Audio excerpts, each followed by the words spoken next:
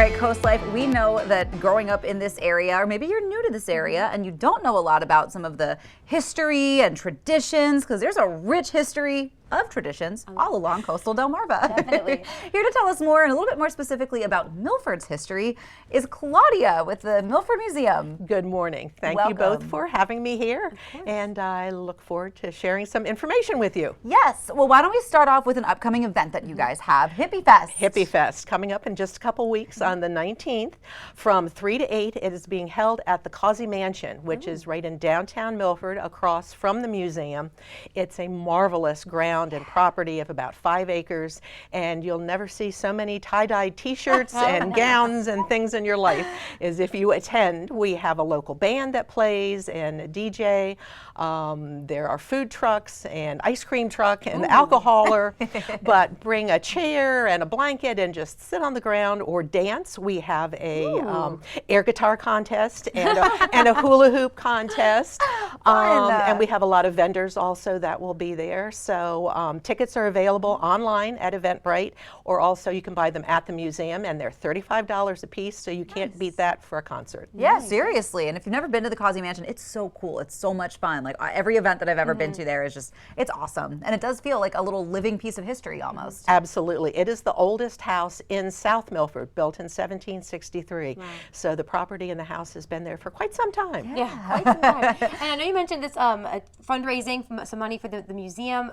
Tell us the special project you have going on that people can help. Okay, the Milford Museum is located in Milford's first post office, built in 1910. So it's a historic building itself, but that means it has old pipes and old systems, etc. And there's no meeting room space. So we would like to have more educational events there, bringing in school groups, scout groups. We need a meeting room area, and then we want to dig out the basement underneath for climate-controlled collection storage to take care of the thousands of objects that we have to share Milford's history. So we have gotten funds and support from our legislators and the state, and we're going to start a capital campaign reaching out for more funds to start construction on this building. Nice. So we're excited. Yeah. So tell us a little bit. You said that you grew up in Milford, left and came back. What sort of brought you back, and how much rich history there really is right in Milford, why people should visit the museum? I knew nothing about Milford's history growing up, and I'm fascinated by all that I have learned now.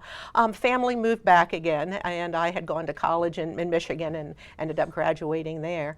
But I came back and I worked for the state for 34 years, the state museum system, keeping track of all of the collections that the state owns. And then when I retired, they grabbed me at the museum and said, "Wouldn't you like to be on the board?" And then it's like, quickly, "Wouldn't you like to be the director and figure out what to do here?" So I thought, well, I'll do that for a couple years, and it's been 12 years now.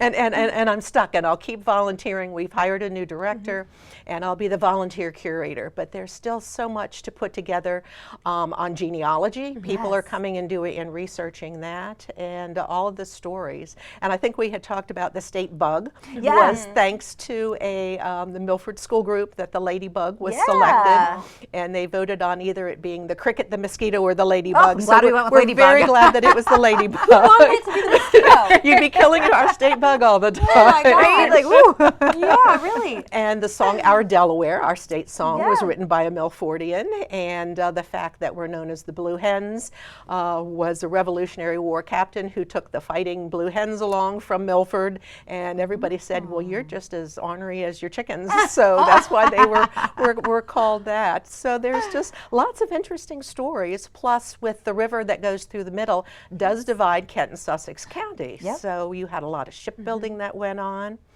Even though you look at the small Mispillion River now and think, how did they build these huge vessels? There were, during World War I and during World War II, there were sub-chasers that were built at the Vineyard Shipyard. So it's just very important and interesting. It is, definitely. I think a lot of people will find this important and interesting and want to give back to the museum. So can you remind us one more time how we can enjoy HIPPIEFEST? You can go online and buy tickets either at Eventbrite or right at the museum. museum, and they're $35 a piece, and it goes from 3 to 8 on Saturday the 19th of August. Perfect. All Awesome. I'm saying is, good luck beating Leah in an air guitar contest. That's true. Yeah. Well, Claudia, thank you so much once again for coming in and Thank you sharing. for letting me share. Yes, of course. And we've got more great and interesting events coming your way with more Coast Life when we get back.